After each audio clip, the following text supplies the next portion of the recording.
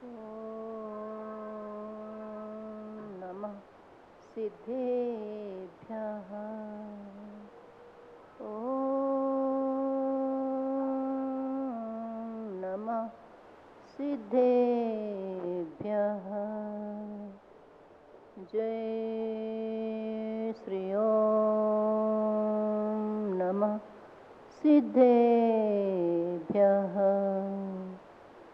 आदिम तीर्थंकर प्रभो आदिनाथ मुनिनाथ आदि व्याधि अघमद मिटे तो पद में मम मात।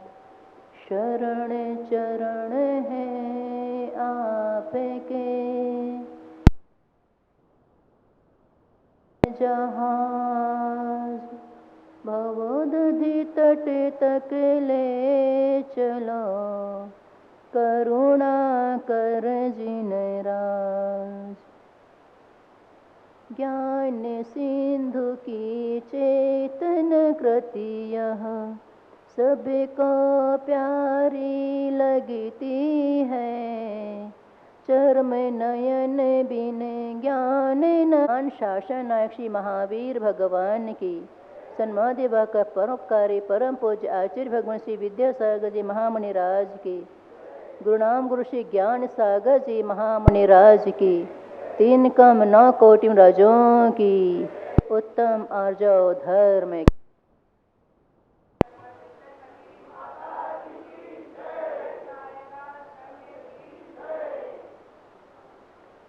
मंजिल की तीसरी सीढ़ी। चढ़ते चढ़ते हमें कहाँ पहुँचना है, तो आज तीसरी सीढ़ी पर हमें पैर रखना है। 2 सीढ़ियाँ पार कर चुके और जब तक पूरी सीढ़ियाँ पार नहीं होंगी तब तक मंजिल की प्राप्ति भी नहीं हो सकती। तो तीसरी सीढ़ी है उत्तम आर्जव धर्म की। मतलब क्रोध से बच गए, मान से बच गए, अब मायाचारी भी क्या होती है, किस प्रकार उससे बचकर के हम आर्जव धर्म को अपने जीवन में ला सकते हैं। ऋजुता किस प्रकार हमारे जीवन में आती है और ऋजुता का अभाव किस तरह हमें नुकसान पहुंचाने वाला होता है, यह समझने के लिए हमारे सामने उत्तम आर्जव धर्म आज है कि हमें किस तरह से उसे समझ करके अपने कदमों को आगे बढ़ाना है। ऋजोर भाव आर्जवम कहा जाता है। ऋजुता का भाव आर्जव कहलाता है। यानी ऋजुता का मतलब सरलता, सहजता, जो जीवन में होना चाहिए, लेकिन आज वह सरलता और सहजता रही नहीं है। अपने अंदर आने के लिए हमें सरल और सहज बनना होगा। जैसे आपने सर्प को चलते हुए देखा है। सर्प जब चलता है तो तिरछा चलता है, लेकिन जब अपनी बाह में प्रवेश करता है तो उसे सीधा होना पड़ता है। वैसे ही पक्षी उड़ते हैं, उड़ते समय उनके पंख फैले रहते हैं, लेकिन जब वो अपने घोंसले में आते हैं तो उन्हें अपने पंखों को समेटना पड़ता है। यानी अपने घर में आने के लिए सरलता परम आवश्यक है। सीधापन, सरलता जो है वह तो कहलाते हैं सहजता, आर्जव, ऋजुता, और टेढ़ापन है कुटिलता। यानी व्यक्ति को कृत्रिमता, कुटिलता, जटिलता और कपट, यही चीजें हैं जो परेशान करने वाली हैं। प्रत्येक व्यक्ति आज अपनी सहजता को छोड़कर बनावटी जीवन जी रहा है। पहले का जमाना था जब टेढ़े मेढ़े रास्तों पर भी लोग सीधी चाल चल लेते थे, और जमाना ऐसा है जहाँ सीधे रास्तों पर भी टेढ़ी मेढ़ी चाल चलते हैं। तो टेढ़ी मेढ़ी चाल को सीधा करने के लिए ही ऋजुता हमारे जीवन में लाने के लिए वो कदम उठाना होगा कि कैसे हम अपने टेढ़ेपन को सीधा कर सकेंगे। कुटिलता का त्याग कैसे होगा, कृत्रिमता का त्याग कैसे होगा। व्यक्ति अपनी हस्ती और हैसियत को भूल करके बनावटी चादरें ओढ़े बैठा रहता कुछ है, दिखाता कुछ है और देखता कुछ और ही है व्यक्ति। जैसे लाइट के 2 फेस होते हैं ना, एक फेस गोल हो जाता है और एक फेस चालू रहता है। एक ही घर में भी लाइट के 2 फेस हुआ करते कई बार, एक फेस गोल तो दूसरे फेस से काम चलता रहता है। वैसे ही हमारे 3 फेस हैं। लाइट के तो 2 फेस ही हैं, लेकिन हमारे 3 फेस हैं। एक वो है जो हम स्वयं हैं, वास्तविकता है। दूसरा जो हम दिखाना चाहते हैं, और तीसरा वो जिसे लोग देखते हैं, जिस प्रकार का उनका चेहरा है, उसे जो देख करके समझ रहे हैं व्यक्ति कैसा है। दिखाना तो चाहता कुछ और ही, दिन भर ड्रेसिंग टेबल के सामने खड़े खड़े अपने आप को रंगता रहता है, बनाता रहता है कुछ, लेकिन सज धज करके वह अपने रूपों को बदलता रहता है। बहुरूपिया की भांति कभी कुछ तो कभी कुछ होता रहता है। बहुत सारे जो हाई प्रोफाइल लोग होते हैं ना, अच्छी अच्छी ऊंची ड्रेस पहनने वाले, स्पेशल ड्रेस पहनने वाले, वो अपने आप को बाबू समझकर कुछ और ही, मतलब कृत्रिमता का जाल उनके अंदर इतना अच्छा चढ़ा रहता है कि वह भूल ही जाते हैं हम कुछ और हैं। लेकिन वो सब लोग भी जो होते हैं, हाई प्रोफाइल लोग भी जो होते हैं, वही भी यहाँ बैठ करके तो सब एक से हो जाते हैं। जब मंदिर में आते हैं, पूजा पाठ करने के लिए आते हैं, तब सबकी ड्रेस सामान्य हो जाती है। उस समय ना कोई हाई प्रोफाइल है और ना ही कोई गरीब व्यक्ति, सबके वही धोती दुपट्टा रहते हैं। तो उस समय व्यक्ति सामान्य महसूस करता अपने आप को। उस समय उसे नहीं लगता कि हम कुछ हाई स्पेशल हैं, हमारे लिए अलग स्थान होना चाहिए, भगवान पास पूजन करने का स्थान स्पेशल होना चाहिए। इस सारी व्यवस्थाएं वहां पर सब एक से स्थान पर बैठ करके और सहजता का अनुभव करते हैं। वह तो है ऋजुता, उसे कहते सहजता, जहां व्यक्ति अपने आप को भूल करके, अपनी पद प्रतिष्ठा को भूल करके सामान्य होकर के जीवन जीता है। वह जीवन तो उसका एक ऋजुता का जीवन होता है। वही सच्ची प्रतिष्ठा है जो कृत्रिमता को ओढ़े बिना, किसी प्रकार बनावटी बेस के बिना जो अपने आप को सही दिखा देता है, वही उसकी सच्ची प्रतिष्ठा मानी जाती है। जो बाहर है वही भीतर है। लेकिन बहुत सारे व्यक्ति बाहर कुछ और होते हैं, अंदर कुछ और होते हैं, बातें कुछ और करते हैं, अंदर में चलता कुछ और ही रहता है। ऐसे व्यक्ति को पहचान पाना बहुत कठिन काम हो जाता है। कुटिलता व्यक्ति के विनाश का कारण बन जाती है, जबकि सरलता सोपान ऊपर की ओर ले जाने वाली होती है।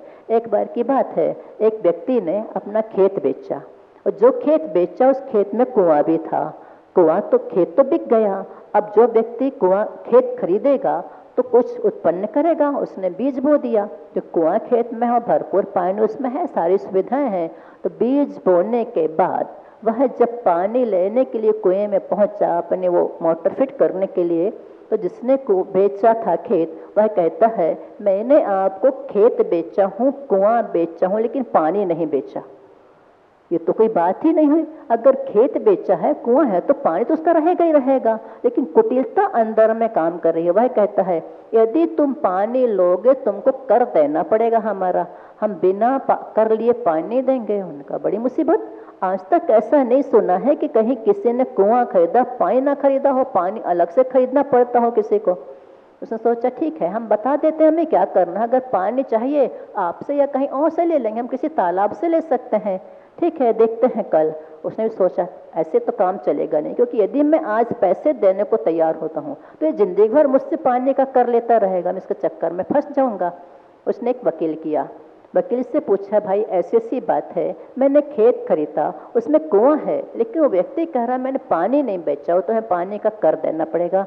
जब जब तुम मेरे कुएं का पानी का प्रयोग करोगे तुम्हें उसका टैक्स देना पड़ेगा।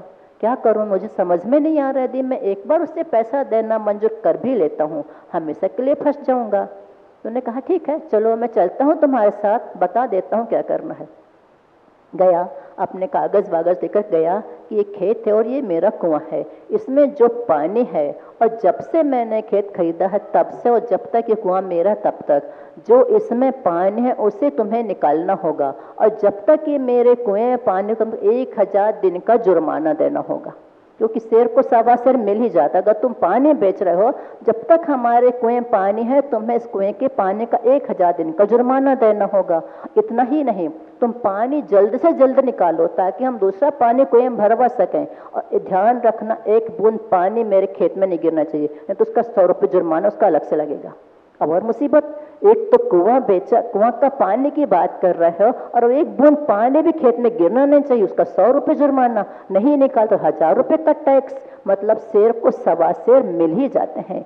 जो व्यक्ति दूसरों के साथ कुटिल व्यवहार करता है उससे कुटिल व्यवहार करने वाले भी वैसे के वैसे ही मिल जाते हैं। यदि तुम्हारे अंदर छल है तो सामने वाले के पास भी छल हो सकता है, वह भी ऐसे ही व्यवहार आपके साथ कर सकता है जैसा व्यवहार आप दूसरों के साथ करना करना चाहते हैं।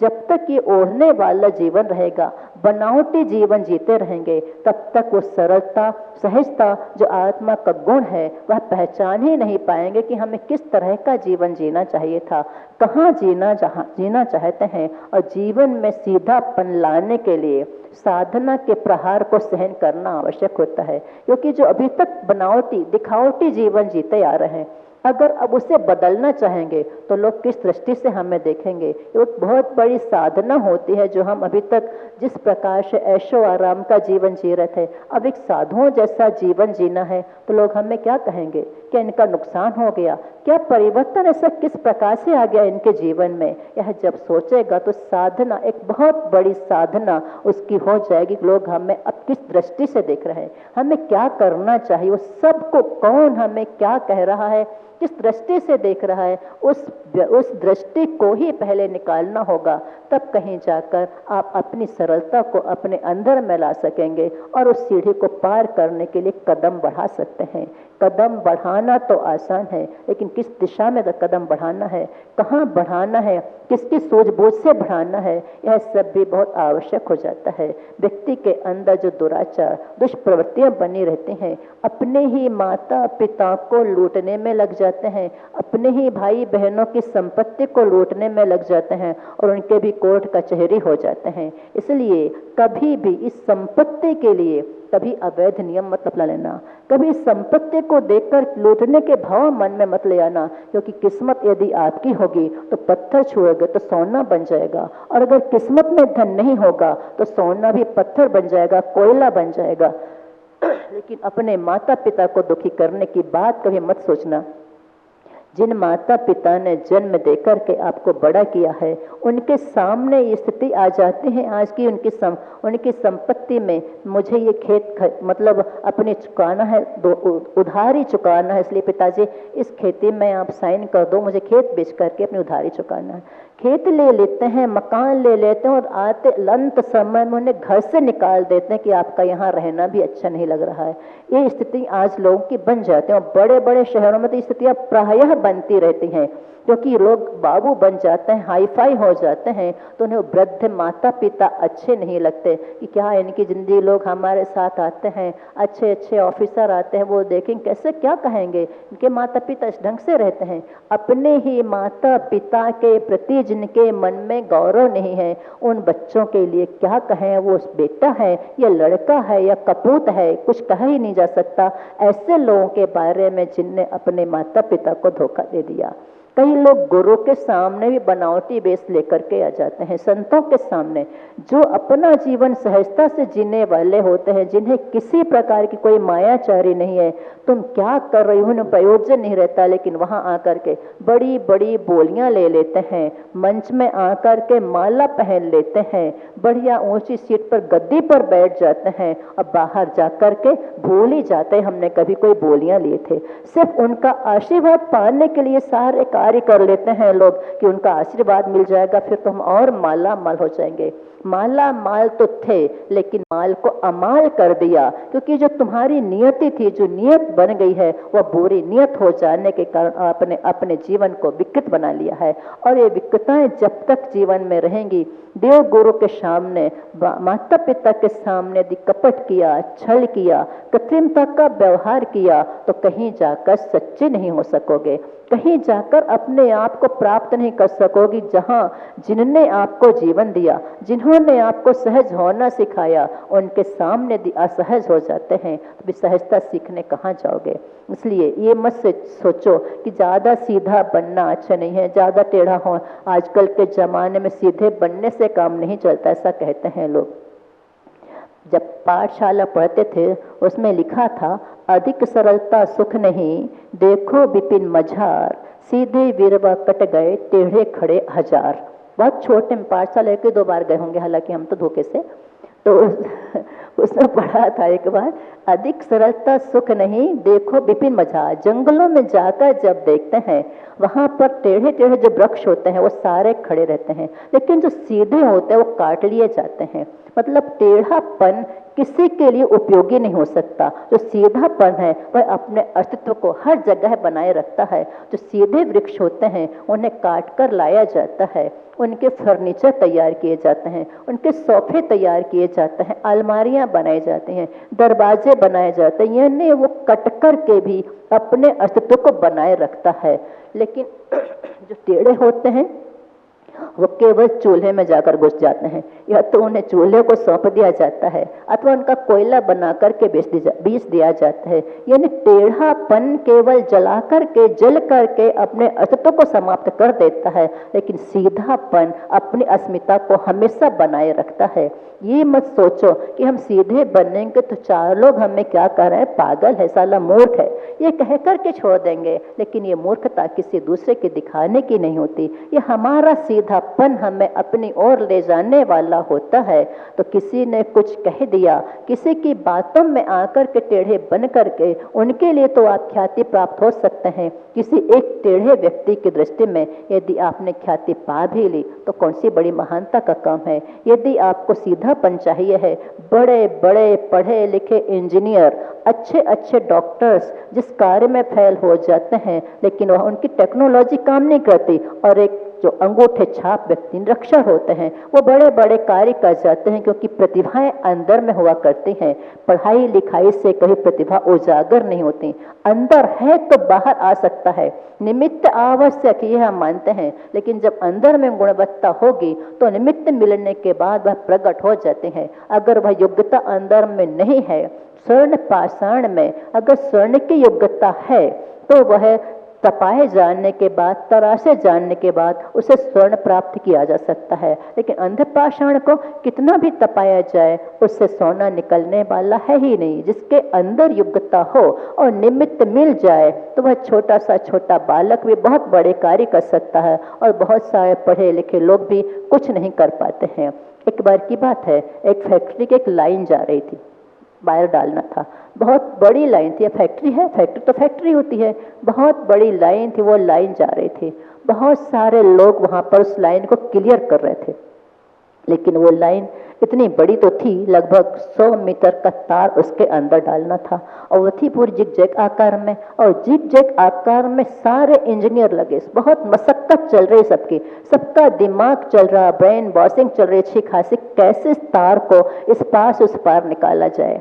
और वहीं पर एक ग्वालक का छोटा सा बच्चा था, वो देख रहा था जितने बड़े बड़े पढ़े लिखे लोग इतना सा कार्य नहीं कर पा रहे हैं। वो देखता देखता आके जो उस समस्या का समाधान जिसके पास होता है उससे रहा नहीं जाता। जैसे कोई कवि अपनी कोई कविता लिखता है, जब तक किसी को सुना ना दे उसे चैन नहीं पड़ती, उसका पेट हजम ही नहीं करेगा कोई चीज। छोटी सी अगर 2 लाइन भी लिखा हो किसी ने, बिना सुनाए उसे चैन नहीं पड़ती है। वैसे ही वो बच्चा तो था तो ग्वाला, और ग्वालिक का बेटा, बड़ा भी नहीं पिता भी नहीं था बालक ही। और वो देख रहा है इतने सारे लोग पढ़े लिखे से लग रहे हैं, सब अप टू डेट लग रहे हैं, बाबू लग रहे हैं, इतना सा कार्य नहीं कर पा रहा है। पहुंचा उनके पास, बाबूजी आप क्या कर रहे हैं? कुछ नहीं, चुप रहो, तुम क्या जानो हमारे काम को। करने में बहुत देर से देख रहा हूँ, आप लोग बहुत परेशान हो रहे हैं, क्या बात है, मैं आपकी सहायता कर सकता हूँ। अरे जा बे यहाँ से, क्या बात करता है, पहले अपनी शक्ल तो देख, क्या करने आ रहा, हम इंजीनियर हैं सारे लोग। कहते हैं आप लोग भले इंजीनियर हैं, लेकिन मैं देख रहा हूँ आप बहुत देर से परेशान हो रहे हैं, सारे लोग मिलकर के। भले इंजीनियर होंगे आप, मैं तो पढ़ा लिखा नहीं हूँ, मैं स्कूल नहीं गया, लेकिन आप बहुत देर से तार को यहाँ से वहाँ से घुमा के आड़ा तिरछा करके डाल रहे हैं, पर ये तार ऐसे जाने वाला नहीं है, क्योंकि आपकी लाइन तो बहुत लंबी है, ये तार ऐसे नहीं जाएगा। यदि आप कहें तो 2 मिनट में आपका तार उस पार निकाल सकता हूँ। दिख रहा है अपनी शकल, हम लोगों से बात करने आया है, जा यहाँ से। कहा नहीं, मैं जाऊंगा तो, क्योंकि मेरी गायें भग रही हैं, वो चर रही हैं, उनको लेकर जाऊंगा, पर मैं आपका कार्य कर सकता हूँ यदि आप कहें तो। कहिए तो आप। उन्होंने कहा मैं सिर्फ 2 मिनट में आपका कार्य कर दूंगा। उन्होंने कहा अच्छा करके दिखा, क्या करके दिखाना है? उसने वो तार लिया, एक चूहा पकड़ा, चूहे की पूंछ में तार को बांध दिया, टाइट बांध दिया, और चूहे को उसमें घुसा दिया। अब चूहा स्पीड में इस पार उस पार भागा, तार उसके साथ साथ चला गया। ने सोचा वाह, एक गंवार भी ऐसे कार्य कर सकता है जो हमारी टेक्नोलॉजी काम नहीं कर पाई। एक गंवार व्यक्ति जिसे कह रहे हैं वो गंवार, लेकिन वो गंवार नहीं था वास्तव में, बुद्धि उसके पास थी। बुद्धि तो होती है, ये जो गांव के लोग होते हैं वो आप लोग शायद टेक्नोलॉजी जानते हैं, उनके पास सिर्फ तरकीबें हुआ करती। हमें लोग देखते हैं कई बार अगर एक रस्सी भी बांध ना हो ना तो यहाँ वहाँ होते रहते हैं, रस्सी बांधना नहीं आता। उस समय हम लोग की बुद्धि चलती रहती कि इनको ऐसा करना चाहिए, पर वो नहीं समझते कि इसे कैसा क्या कर रहे हैं, कुछ समझ ही नहीं आ रहा। फिर ये करेंगे, फिर किसी भैया को बुलाएंगे, वो किस तीसरे को बुलाएगा। इतने छोटे छोटे से कामों के लिए 10-20 इकट्ठे हो जाते हैं और हम लोग चाहे तो 1 मिनट में कर दो उस काम को, क्योंकि समझ में आ रही कैसे हो सकता है।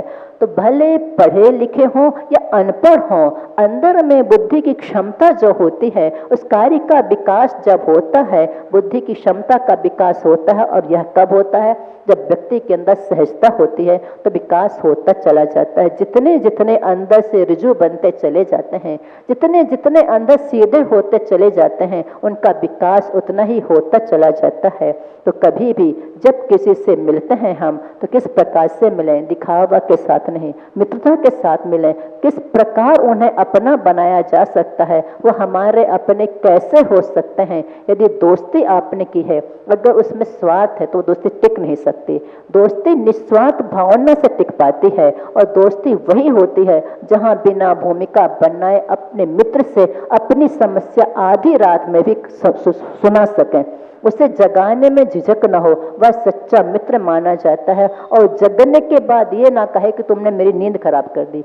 तो दोस्ती दोनों तरफ से सही है। अगर यहाँ उसने जगाया अपना मित्र मानकर और सामने वाला चिड़चिड़ जाए, मतलब उसके अंदर स्वार्थ है। निस्वार्थ दोस्ती में कभी परेशानी नहीं समझ में आती। अगर मेरा मित्र परेशान है तो मुझे उसकी सहायता करना मेरा कर्तव्य होता है। ये दोस्ती तब कहलाती है, और ऐसी ही दोस्ती हमेशा निभ पाती है। अगर दोस्ती में स्वार्थ का बंधन है तो वह दोस्ती हमेशा टिक नहीं पाती। एक क्षण में ही एक बात किसी ने बोल दिया और वह दोस्ती वहीं के वहीं समाप्त हो जाती है। इसलिए मित्रों से कभी झूठ मत बोलो। गुरु से झूठ, मित्र से चोरी, या हो निर्धन या हो कोढ़, ये नीति आती है।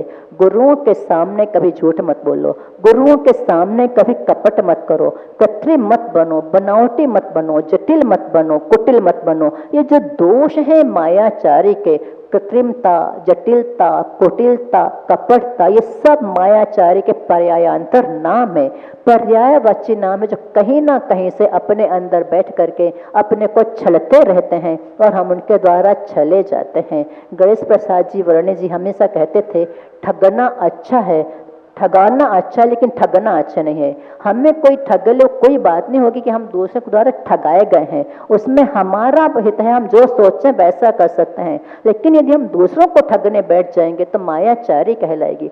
सामने वाला तो सीधे सीधेपन से आपको मिल गया, इसलिए अगर लुट भी रहे हो तो लुट जाओ, लेकिन किसी को लूटने की बात कभी मत सोचना कि हम उनको लूट करके बहुत बड़े हो जाएंगे, किसी की संपत्ति हड़प करके बड़े हो जाएंगे। बहुत बहुत सारे ऐसे केस होते हैं कोर्ट आदि में, ढेरों ये लूटने लाटने को केस आते हैं, लेकिन व्यक्ति बना रहता निर्धन ही, क्योंकि निर्धनता अभिशाप है। हमेशा कहा जाए तो कुटिलता और ज्यादा अभिशाप है। निर्धन व्यक्ति अपना विकास उस ढंग से नहीं कर पाता जो दान आदि के कार्य हैं वो मानते हैं। लेकिन निर्धन व्यक्ति के पास भी यदि सरलता है, सहजता है, तो बड़े बड़े कार्य कर सकता है, क्योंकि भावों का खेल होता है। भाव जितने विशुद्ध होते हैं उतना वह अपनी तरक्की करता चला जाता है, संकलित के द्वारा पतन ही होता चला जाता है, गड्ढे में गिरते चले जाते हैं। तो हम अपने को संभालें, कैसे हमारा जीवन चलता है। कभी भी माता पिता और गुरु के सामने कृत्रिम भेष मत बनाना, उनके सामने आओ तो सहज होकर के ही आना। नहीं तो कई बार होता है साधु संतों के पास आने वाले लोग ही ज्यादा छल करके बैठते हैं और फिर हम लोग बदनाम होते। वो आपके पास तो आते थे, उनने ऐसा कर लिया, वो आपके पास उन्हें ऐसा धोखा दे दिया, तो मतलब हमने उनको सिखाया है क्या ये सब? वो बहाना मतलब निमित्त बना रहे कि हम यहाँ धार्मिक होकर दिखाई देने वाले सबके विश्वास पात्र बने बैठे हैं। यहाँ तो दिखाई दे रहा बहुत अच्छा है, लेकिन आकर के और लोगों से मिलने वाले, बल्कि जो साथ में आने वाले होते हैं जितने और भक्त, उनसे ही उधारी ले ले करके अपनी हस्ती हैसियत को भूल करके ढेरों सारा कर्ज कर लेते हैं। क्योंकि इनके पास आ रहे हैं मतलब अच्छे होंगे, व्यक्ति विश्वास पात्र होंगे, साधु संतों के पास रह रहे हैं, अच्छा व्यक्ति, चलो उधार लोग देते चले जाते हैं और देने के बाद ढेरों का कर्ज लेकर वह व्यक्ति लापता हो जाता है। तो बदनाम होंगे साधु कि उनके पास तो आता था, उनके पास तो रहता था, क्या किया उनने। तो हम लोगों के अंदर को पढ़ने नहीं जाते। साधु संत व्यक्ति की भावना बस देखता है, लेकिन अंदर क्या लिखा है उसके अंदर में यह पढ़ने के लिए उनकी दृष्टि नहीं होती और ना ही उनके पास इतना समय होता है। यद्यपि छली व्यक्ति समझ में तो आ जाता है कि कौन किस भाव से कहाँ क्या कर रहा है, कैसे उसके भाव ये पकड़ में आ जाते हैं, फिर भी साधु संत कभी उनके बीच में नहीं पड़ते। तुम्हारा काम तुम जानो, ना हम तुम्हारे यहाँ रहने आ रहे हैं और ना ही तुमसे हमें कोई प्रयोजन है। अगर तुम्हें समय मिला है भगवान की भक्ति करने का तो कर लो, बाकी तो तुम्हारा जीवन जैसा चल रहा है, यहाँ कुछ बाहर कुछ, अगर इस ढंग का जीवन जीते रहोगे तो चले जाओगे खुद से। गाना आता, खुद को धोखा दे मत बंदे, अच्छे न होते कर्म के धंधे से, कुछ है ना, वो गाने हैं उसमें सुना है कभी कभी।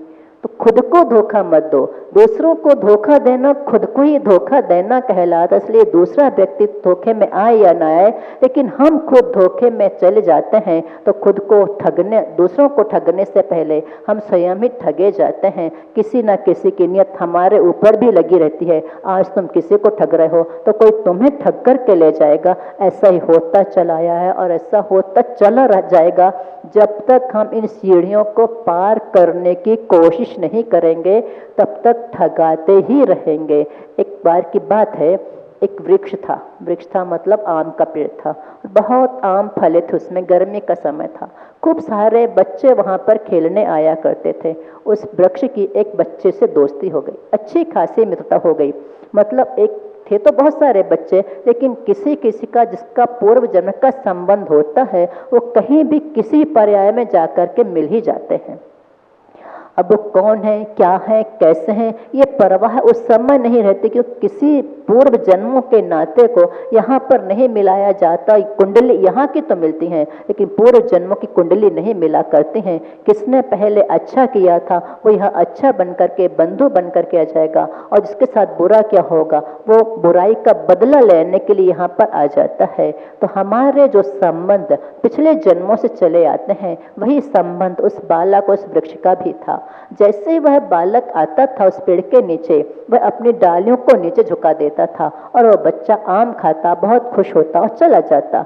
अब जब तक उसे आम मिलते रहे वो रोज आता रहा, रोज आम खाता और चला जाता, बड़ा खुश होता था आम खा करके। बड़े मीठे मीठे आम थे, पहले कच्चे थे, फिर लगे लगे पकने भी लगे वो उसी पेड़ में, तो पकने पके वाले आम तोड़कर खाने लगा। लेकिन जब आम खत्म होने का समय आ गया और खत्म भी हो गए आम, तो उस बच्चे ने आना बंद कर दिया और बच्चा भी बड़ा होने लगा, पेड़ भी बड़ा होता।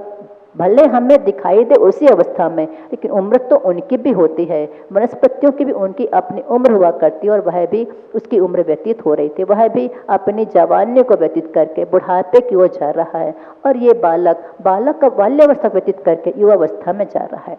अब जब युवा अवस्था में जाता है कोई व्यक्ति, तो उसे कुछ कमाने की, परिवार बसाने की चिंता हो ही जाती है। उसके साथ भी ऐसा ही हुआ। उसने भी सोचा कि अब मुझे कुछ करना चाहिए, तो क्या करना चाहिए, पैसे हों तो कुछ किया जाए, अब बिना पूंजी के तो कोई व्यापार हो नहीं सकता, क्या किया जाए। माता पिता के पास इतना कुछ वैभव है नहीं कि उनसे लेकर के करूं। बहुत चिंतित था। काफी समय बीत गया, वह उस पेड़ के पास नहीं गया, पर पेड़ बड़ा बेचैन हो गया कि मेरा मित्र आ क्यों नहीं रहा है, पेड़ में तो फल हर वर्ष लग रहे हैं, पर इसने आना बंद क्यों कर दिया। तो हवाओं के द्वारा उसके पास तक समाचार पहुंचाता है बच्चे के पास, और जैसे उसके पास समाचार पहुंचता है तो आ जाता है कि मित्र क्या करूं, गलती हो गई, मेरे पास समय तो था लेकिन मुझे पैसों की आवश्यकता थी, इसलिए मैं उस जुगाड़ में लग गया था। उन्होंने कहा मित्र, अगर तुम्हें पैसे चाहिए थे तो मेरे पास आते, मैं तुम्हारी व्यवस्था कर देता। बड़ा आश्चर्य, आप पेड़ के होकर के मेरी व्यवस्था कैसे करेंगे? आपके पास ना कोई व्यापार है ना कोई चीज़ है, आप व्यवस्था कैसे कर देते मेरी? उन्होंने कहा मित्र तुम आते तो मेरे पास, अभी भी आए हो, समय पर आए हो। देखो मेरे शरीर में जितने भी आम फल हैं तुम सारे आम तोड़कर उन्हें बेच दो, तुम्हारे पास पैसे आ जाएंगे। वो चढ़ा पेड़ पर, आम तोड़ा, बढ़िया बोरे 2 बोरे आम निकाला। रोज का धंधा, जब तक अच्छे अच्छे आम क्वालिटी थी वो निकाल कर लाता, पकाता और बाजार में बेचता चला जाता। बहुत माला माल हो गया। लेकिन जब व्यक्ति के अंदर कपट होता है, छल होता है, तो वह व्यक्ति पनप नहीं पाता है। उसके साथ भी ऐसा ही हुआ। कुछ समय उसने कमाया तो आमों को बेच बेच करके पैसे इकट्ठा किया, दुकान भी खोल लिया, लेकिन दुकान चली नहीं। अब फिर परेशान। किस्मत तो चाहिए, धन के लिए पहले किस्मत की आवश्यकता। पुण्य जिसके पास होता है तो वह कहीं से भी कैसे प्राप्त कर सकता है। उसके पास पुण्य नहीं था, और पुण्य आता है भगवान की भक्ति करने से, भगवान की पूजा करने से पुण्य की वृद्धि होती है, पुण्य का विकास होता चला जाता, पुण्य गाढ़ा होता है भगवान की भक्ति करने से। जो जितनी भगवान की भक्ति और जितनी तल्लीनता के साथ अपने द्रव्य चढ़ा करके करता है, वह उतने ही द्रव्य के बार बार पुण्य एक साथ कई गुना द्रव्य का पुण्य लेकर के चला जाता है। पर यह नहीं कि मंदिर की भगवान को उठाकर तुभ्य वस्तु तुभ्यम समर्पयामि, भगवान की द्रव्य उठाकर भगवान को चढ़ाओगे, पुण्य उनका ही बढ़ेगा, आपका नहीं बढ़ने वाला है। फिर उन भगवान का पुण्य कैसे बढ़ेगा? तो भगवान अतिशयकारी हो जाएंगे, भगवान का प्रभाव जगह जगह फैल जाएगा, उनका पुण्य बढ़ जाएगा उनकी द्रव्य उनको चढ़ाने से। यदि आपको अपना पुण्य बढ़ाना है तो अपने घर से खूब सारी द्रव्य लेकर के आओ, क्योंकि असंख्यात गुना फल मिलता है अपनी द्रव्य चढ़ाने से। रोज श्रीफल चढ़ाकर भगवान के दर्शन करो। श्रीफल चढ़ाओगे तो आपके अंदर की कुटिलता दूर हो जाएगी, और जैसे श्रीफल बाहर से कठोर अंदर से कोमल होता है, वैसे ही आप भी अंदर से कोमल होते चले जाएंगे, और आपको श्रीफल का फल प्रतिदिन मिलने वाला। श्री मतलब लक्ष्मी, एक फल चढ़ाओ और लक्ष्मी को पाओ। इतनी सी बात है, 4-10 रुपए का श्रीफल और हजारों की कमाई। पैसे तो चाहिए ना आपको, तो प्रतिदिन श्रीफल चढ़ा करके अपने पैसे बढ़ाओ। फिर जाकर तिजोरी गिन लेना कि 10 रुपए का श्रीफल, भगवान ये 10 रुपए हैं, बहुत कीमती हैं, आज मेरे घर में बढ़ा देना आप पैसा। ये भावना से चढ़ाओगे तो नहीं मिलने वाले हैं। लेकिन सहजता से प्रभु के दर्शन करने जाना है और कुछ लेकर के जाना है, इस भावना से जाओगे तो सबसे उत्तमोत्तम फल श्रीफल ही हुआ करता है। बाकी चीजें तो फिर भी छोटी मोटी होती हैं, जीव हो सकते हैं, पर श्रीफल उत्तम फल होता है। श्रीफल चढ़ा करके दर्शन करो, और रोज ना सही तो कम से कम अष्टमी चतुर्दशी को श्रीफल चढ़ा करके दर्शन जरूर किया करो, कि उस दिन तो कम से कम हमारा जीवन, आज उत्तम यह पर्व का दिन है और आज हम पर्व के दिन श्री जी को श्रीफल समर्पित करते हैं, ताकि हम भी कभी श्री जी बन जाएं। अभी श्री के आगे फल जुड़ा है, तो श्री के आगे जी जुड़ जाएगा। श्री जी बन जाओगे तो आपकी बेदी बन जाएगी। लोग बेदी बनाने को तरसेंगे, भगवान की बेदी बनाना सातिशय पुण्य का काम होता है, और यह भी तब जब व्यक्ति सरल होता है, सहज होता है, तभी ये सब मिल पाता है। तो वह बालक भी आम बेचकर बड़ा तो हो गया, लेकिन दुकान कुछ समय ही चली, पुनः गरीब हो गया, फिर से व्यवस्थाओं में लग गया। वह अब क्या करना है, दुकान थोड़ी स्टैंडर्ड की हो, आकर्षक होती है तो ग्राहक ज्यादा आते हैं। गेटअप बनाना पड़ता ना, आगे भी लोकेशन चाहिए, पीछे भी चाहिए। पूरा जब होता है, दुकान सजी होती है, माल भले ना हो, लेकिन ऊंची दुकान फीका पकवान वाली बात होती है। दुकान जितनी अच्छी हो उतने ज्यादा ग्राहक आते हैं, पर जितना अच्छा माल हो उतने ज्यादा ग्राहक आते हैं। भले दुकान टपरा में लगी हो, और अगर माल अच्छा होगा तो दूर दूर से लोग वहां पर उस माल को खरीदने आ जाया करते हैं। जो जीवन में सत्य का जीवन जीता है उसके पास लोग भागते चले आते हैं। आज चर्च के पास इतनी भीड़ क्यों है? जितना भगाते हैं, जितने उनके दरवाजे बंद होते हैं, उतने धक्का देकर घुसना चाहते हैं लोग। जितने कुट जाएं पिट जाएं, लेकिन दर्शन तो मिल जाए। आज चर्च से अगर 1:30 बजे लघु शंकर के लिए बाहर निकलते हैं तो 12 बजे से वहां लाइन लगाकर धूप में बैठे रहते हैं। भले पानी गिर रहा हो, चाहे कुछ भी हो रहा हो, लेकिन वहां जाना है, एक बार गुरु जी के दर्शन तो करना है। ये उनकी सहजता का, उनकी सरलता का प्रभाव है कि लोग दूर दूर से भागते चले आते हैं। हजारों हजारों की टिकट लेकर आते हैं एक झलक देखने को उनकी। क्यों? क्या करिश्मा है उनके आशीर्वाद में, उनकी नज़र में वो करिश्मा है कि जिन पर उनकी नज़र पड़ जाए उनके रोग दूर हो जाते हैं, जिनको उनका आशीर्वाद मिल जाए उनका सभी शोक दूर हो जाता। रोग शोक मिटाने वाले आचार्य श्री जी का जीवन है, क्योंकि वो सहजता से सरलता से भरे हुए हैं। तो ऐसा जीवन जो जी लेता है वह हर जगह पुज जाता है, लेकिन जो छल कपट वाला होता है लोग उन्हें दूर से छोड़ दिया करते हैं। उस बालक ने भी पुनः उस वृक्ष के पास जाना बंद कर दिया। फिर उसने समाचार पहुंचाया, मित्र क्या बात है, फिर से कोई विपत्ति आ गई क्या? हवा ने जाकर वैसा का वैसा संदेश ही उस बेटे को सुना दिया। उसे फिर से याद आई कि चलो मैं अपने मित्र से एक बार और फिर मिलकर के आ जाऊं। उसने कहा, मित्र क्या बात है, तुम फिर से आना बंद कर दिए? कहता, हाँ मित्र क्या करूं, बहुत मजबूर हूं। जैसे जैसे उम्र बढ़ती जा रही है विपत्तियां भी घिरते चली जा रही हैं। मैं सोच रहा हूं एक अच्छा सा परिवार बस जाता, एक घर अच्छा सा बन जाता, लेकिन दुकान तो खोला था पर वो दुकान चली नहीं। उसके लिए मुझे कुछ फर्नीचर तैयार करने हैं। मैं कहा, मित्र इतनी सी बात, तुम मेरे पास आते, क्यों परेशान होते रहे? मैं तो तुम्हें अपना सहयोग देने को तैयार हूं ना। तुम एक बार आकर तो मुझसे कहा करो, जब जब तुम्हें परेशानी आती है तुम सीधे बिना बुलाए मेरे पास आ जाओ, मैं तुम्हारी सहायता करूंगा। मैं तो अपना गौरव समझ रहा हूं, मित्र के काम आ रहा हूं मैं। तो उन्होंने कहा, तुम क्या व्यवस्था करते मेरी? उन्होंने कहा, ये तुम मेरी टहनियाँ देख रहे हो ना, ये सारी टहनियाँ काट डालो, इनको बेच करके तुम इनसे अपने फर्नीचर तैयार करवा लो। तो कितना अच्छा मित्र है, सोचा उसने। उसके अंदर तब भी छल चल रहा, वो अपने मित्र को परेशान कर रहा है। जैसा वो कह रहा वैसा करता चला जा रहा है। पहले सारे फल तोड़ लिए, अब उसकी टहनियाँ काटने को आ गया। वो टहनियाँ काटा, अपनी दुकान चलाया, लेकिन तब भी बदकिस्मती ही थी। दुकान सज गई बाहर से, लेकिन पैसे नहीं आए अंदर। बाहर से दिखने में तो अच्छे लग रहा है, लेकिन अंदर जब तक उपादान नहीं जाएगा, पुण्य का उदय नहीं आएगा, और दूसरों को कष्ट देकर यदि अपना व्यापार बढ़ाना चाहे व्यक्ति तो कभी संभव ही नहीं हो सकता। वैसे भी सागा धर्मामृत में आया है, जो न्यायोपात धनम, जो न्याय के द्वारा उपार्जन किया जाता धन है, किया हुआ धन है, वह तो परंपरा तक काम देता है, लेकिन अन्याय से कमाया हुआ धन 10 वर्ष से ज्यादा नहीं चलता। 11वें वर्ष वह नियम से नष्ट हो ही जाएगा। भले फिर अन्याय करके फिर 10 वर्ष के लिए जोड़ लो, वो अलग बात हो जाए, लेकिन 10 वर्ष से ज्यादा वो अन्याय का धन टिकता नहीं है। इसके बाद फिर से अन्याय करो, फिर अनीति करो, फिर किसी को लूटो, फिर अपनी तिजोरी भरो, फिर उसे खाली करो। ये क्रम चलता रहेगा जीवन भर। उस अन्याय की कमाई के साथ पूरा जीवन अन्यायमय हो जाएगा, और ऐसा जीवन जीने वाला व्यक्ति अपने को समझ नहीं पाता। उस व्यक्ति ने, उस बालक ने भी वही किया। युवक जो पहुंचा था उसकी टहनियाँ काटा, उससे अपनी दुकान का फर्नीचर जमा तो लिया, बन गया सब, शो हो गई दुकान में बहुत अच्छी, परंतु दुकान चली नहीं। अब क्या करें? अब जब अपने यहाँ दुकान नहीं चलती, पहले के समय में लोग व्यापार करने विदेश जाया करते थे। उसने भी सोचा यहाँ पर शायद मेरी किस्मत साथ ना दे रही हो, द्रव्य क्षेत्र काल भाव का प्रभाव पड़ता है, यहाँ मैंने हो सकता है किसी का बुरा किया हो, तो वैसे ही यहाँ पर मुझे फल मिल रहा है, क्यों ना मैं विदेश चला जाऊँ। अब जब विदेश जाना है तो कैसे जाऊँ? नाव चाहिए। अब नाव कहाँ से लाऊं मैं, इतनी बड़ी नाव विदेश जाने के लिए? पुनः उसने, वृक्ष ने बुलाया, आ जाओ मेरे पास, मैं तुम्हें उसकी व्यवस्था भी कर दूंगा।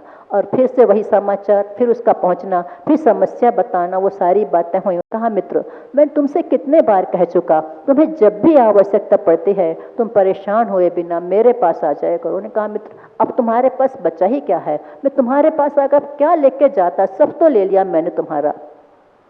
कहा, मित्र अभी क्यों चिंता कर, मेरा ये तना है ना, इस तने को काट लो, इसके 2 टुकड़े कर लो, तुम्हारी नाव बन जाएगी। उसने वह भी किया, बस निचला हिस्सा इतना से छोड़ करके बाहर की पूरा तना काट करके ले गया, नाव बनाया, विदेश पहुंच गया, बहुत सारी कमाई कर लिया, खूब कमाया पैसा। लेकिन जब लौट करके आ रहा था, समुद्र में तूफान आ गया, पूरा का पूरा जहाज भरा का भराया माला माल जो था डूब गया समुद्र में। और जैसे तैसे उसी नाव के सहारे, जो कि लकड़ी की नाव थी, उसको पकड़ करके तैर करके बाहर आया, इसी किनारे आ गया जहां उसका नगर था। लेकिन रात्रि का अंधकार था, समझ में नहीं आ रहा था कि कहाँ जाना है, क्या करे। आसपास घना जंगल है पूरा का पूरा, क्या पता कौन से जानवर आकर है मुझे काम तमाम कर दें, क्या करूं, कहाँ जाऊं।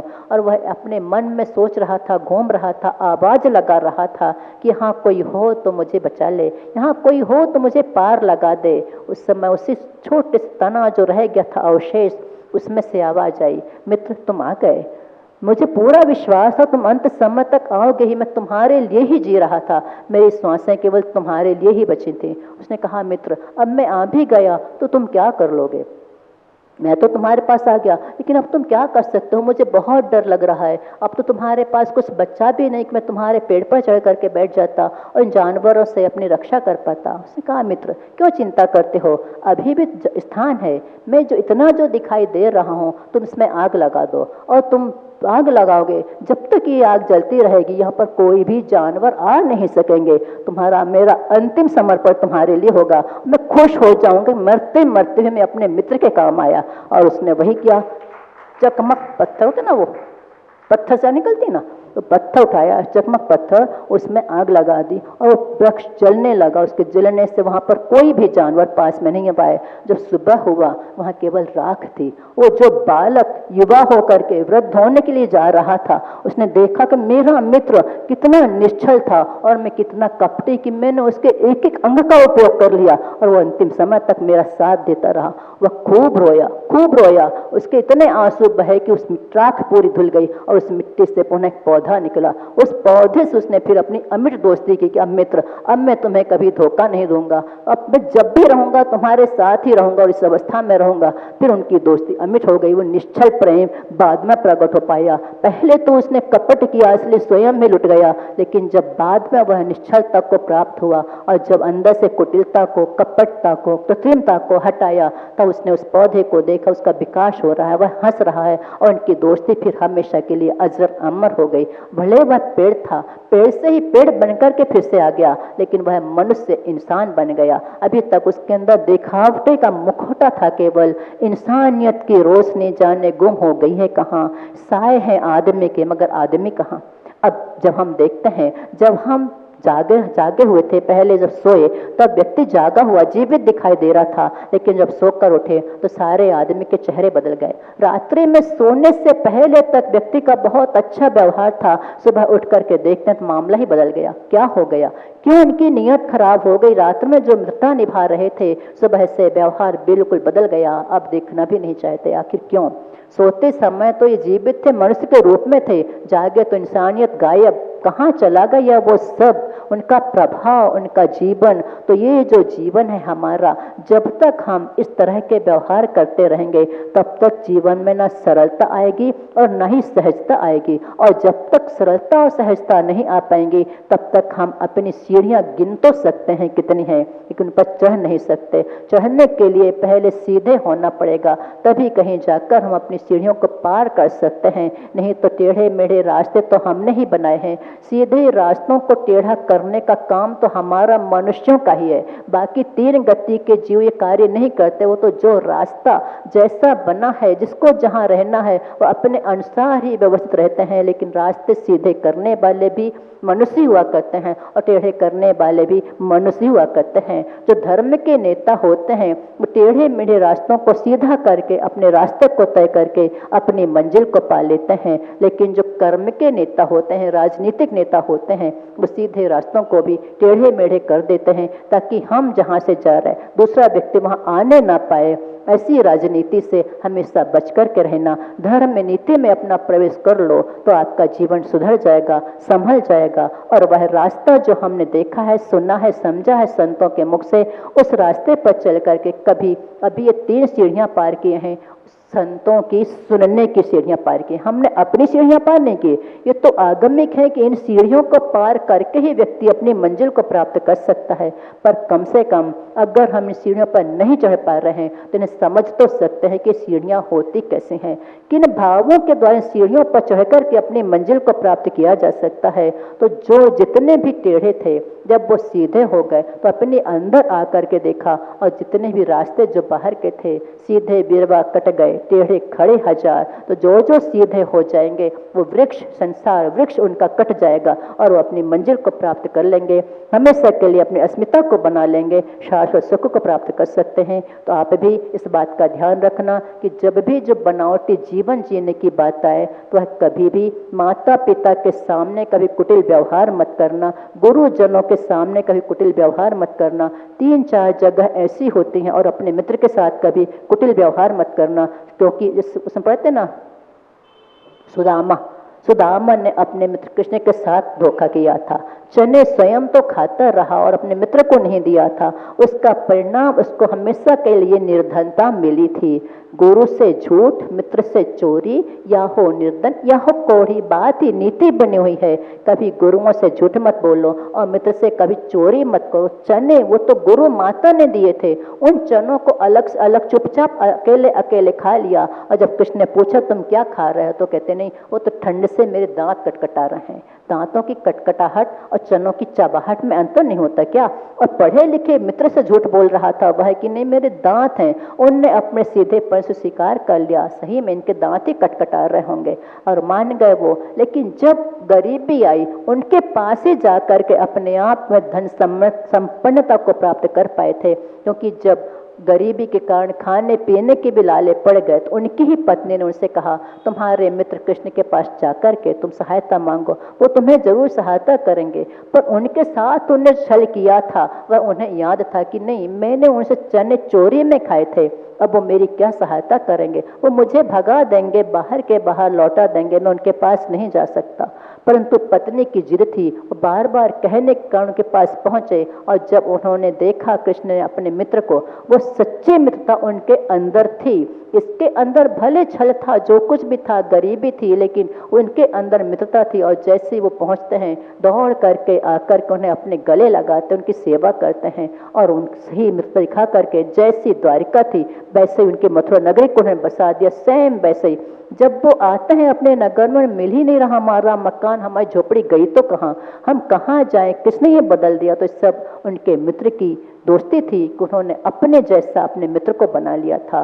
सच्ची दोस्ती वह होती है कि हम जैसा जीवन जी रहे हैं वह भी हमारा मित्र भी हमारी तरह जीवन जिए, वह मित्रता ही कायम रह सकती है। अगर इस तरह से इन चार व्यक्ति के सामने कभी भी न कृत्रिम बनना, न कुटिल बनना, न जटिल बनना और न ही कपट करना, ये चारों बातें आपके जीवन को दुर्गति की ओर ले जाने वाली होती हैं। और जिनसे पार होता है उनकी सुगति उनके जीवन में सुगंधी फैल जाती है। तो आप भी हमेशा निश्चल भक्ति करें, निश्चल दोस्ती निभाएं और माता पिता के प्रति निश्चल भाव रख करके अपने कर्तव्यों को करें, ताकि यह लोक सुख और परलोक सुख दोनों सुख मिल जाएंगे। यहाँ भी सुख मिलेगा। बड़ों की दुआएं, बड़ों के आशीर्वाद जब मिलते रहते हैं तो व्यक्ति के जीवन में कभी कष्ट नहीं आ पाता है। और अगर उनकी बद दुआ मिल गई तो कितने भाव बर्बाद हो जाएं कहा नहीं जा सकता। इसलिए किस चीज की आशीषों की छांव में पल करके रहोगे तो हमेशा आशीष मिलता रहेगा, वो छाया कभी आपके सर से उठेगी नहीं। और सबसे बड़ी छाया होती है भगवंतों की, संतों की और माता पिता की। इसलिए इन छाव से कभी दूर मत होना, ताकि ये छाया आपको इस लोक में भी और परलोक में भी सुख देती रहे। सबका जीवन सुखी बने, सबके जीवन में सहजता आए। इसी भावना के साथ परम पूज्य आचार्य भगवान श्री विद्यासागर जी महामुनि राज की, तीन कम नौ कोटि मुनिराजों की जय, उत्तम आर्जो धर्म की जय।